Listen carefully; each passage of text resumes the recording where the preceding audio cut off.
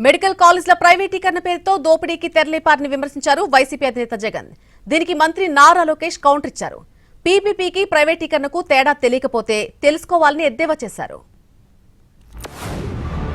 ఇలా ఎక్కడ చూసినా కూడా రాష్ట్రంలో దోపిడీయే కనిపిస్తా ఉంది.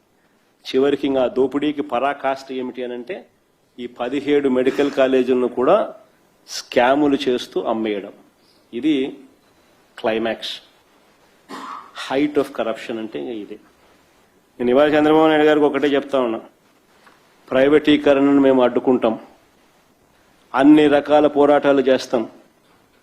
మీ నిర్ణయాన్ని వెనక్కి తీసుకునేంత వరకు ధర్నాలు జరుగుతాయి, ర్యాలీలు జరుగుతాయి, దీక్షలు జరుగుతాయి, నిరసనలు చేస్తాం.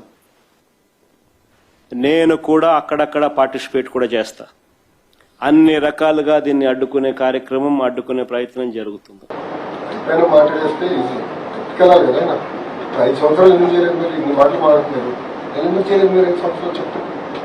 పూర్తి చేయాలని మా తప్పలేదు. 25కి నీ కాలేజ్ ఇన్ఫాక్ట్ అందరూ నా క్యాబినెట్లో 25కి నీ కాలేజీ పూర్తి చేద్దాం, 28కి నీ కాలేజీ పూర్తి చేద్దాం, ఇలాంటి రేషియోలు కూడా మారకూడదు అని డిస్కస్ కూడా చేసినాం. చాలా డీటెయిల్గా నిరుపేద కుటుంబాలకు ఎలాంటి ఇబ్బంది లేకుండా వాళ్ళ పిల్లలు మెడిసిన్ బాగా చదువుతున్నారు అవకాశాన్ని కల్పిస్తుంది. It is called PPP, not privatization. పీపీపీకి ప్రైవేటైజేషన్ తేడా తెలియదు.